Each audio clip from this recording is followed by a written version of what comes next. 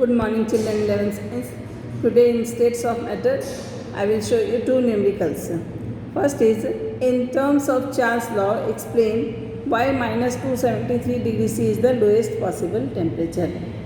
So what we will do, we know that Charles' law. So Charles' law states that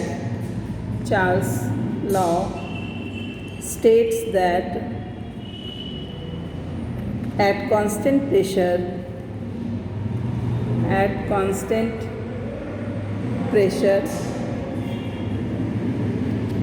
the volume of a fixed mass of gas is directly proportional to absolute temperature. ये Charles law है.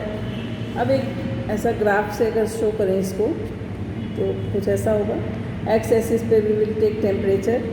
सो this is -300, -200, -100, 0 and 100. Temperature in degree C. We will write temperature in degree C. X axis पे ऐसा ले लिया. And on y axis we will take volume. So let me write here volume. So volume versus temperature का ये graph है. Fine. और volume कुछ यहाँ है, ऐसा वॉल्यूम है. So and pressure is constant. So P1 is one pressure, P1 smaller than P2, smaller than P3, smaller than P4. ठीक है. तो ऐसा देखा कि graph is a straight line.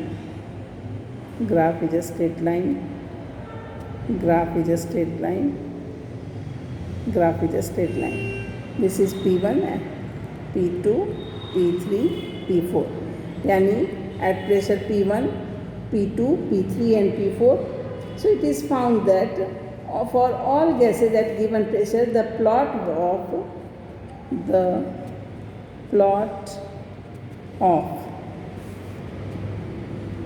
Volume versus temperature है ना बेटा. So the plot of volume versus temperature is a straight line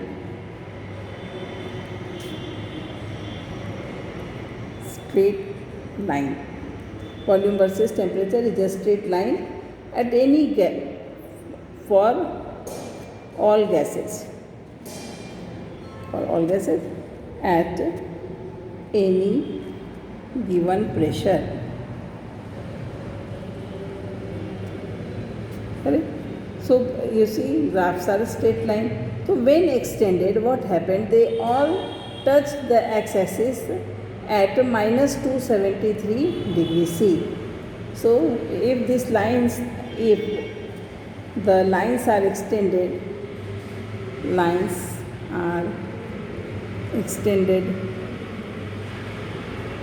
if the lines are extended, then the lines intersect the x-axis,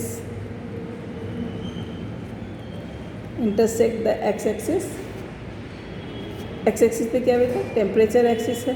temperature axis at -273 degree C. एक बात समझ में आई तुम्हें? ये graph है. At pressure P1 this is a straight line, P2 this is a straight line, P3 this is a straight line, and at pressure P4 all the gases show the straight lines, but when extended they touch the temperature axis at -273 degree C. ठीक है, near about here. तो इस पे volume कितना है बेटा? Volume is 0.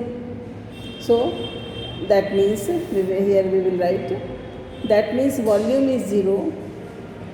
That means volume is 0.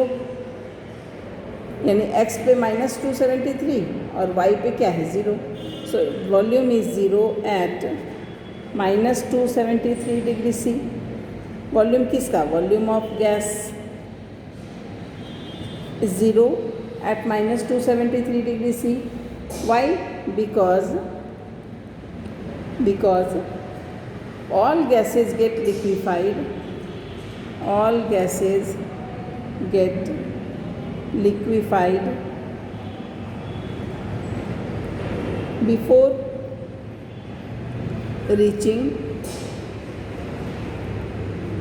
-273 degree से। Actually तो ऐसा ये हाइपोथेटिकल टेम्परेचर है, किसी भी चीज़ गैस का वॉल्यूम ज़ीरो हो ही नहीं सकता है, but that means at -2 before reaching -273 degree C all the gases get liquefied, so it can be said that so -273 degree C is the lowest possible temperature,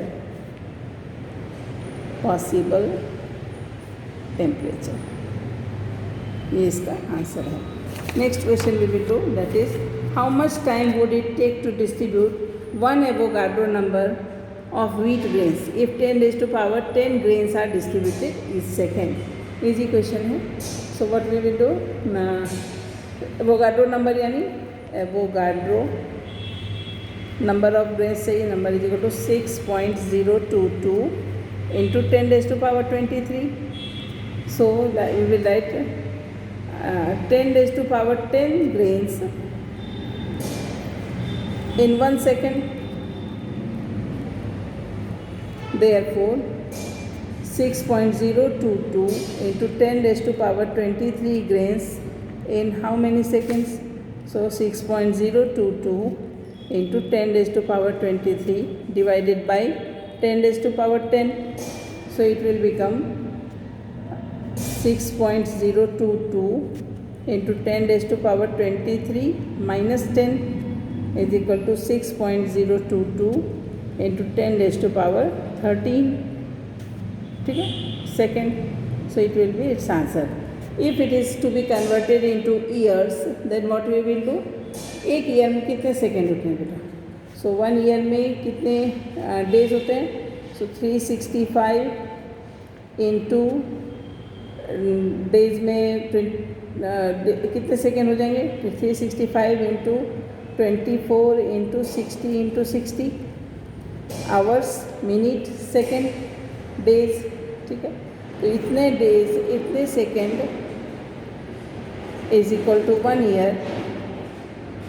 Therefore 6.022 into 10⁻13 second is equal to how much? Calculate कर लोगे। सो 6.022 into 10⁻13 not 23 13 upon 365 into 24 into 60 into 60। इसको अगर years में convert करना हो तो, नहीं करना हो तो देयर इज़ नो प्रॉब्लम। ठीक है, सो दिस ईयर्स जो भी आएगा इसका आंसर कैलकुलेट करके लिख दोगे। Years dash years. ठीक है, in this way we will solve the questions. If any of the questions you have not understood, please send me the message, I will explain it again. Okay, thank you.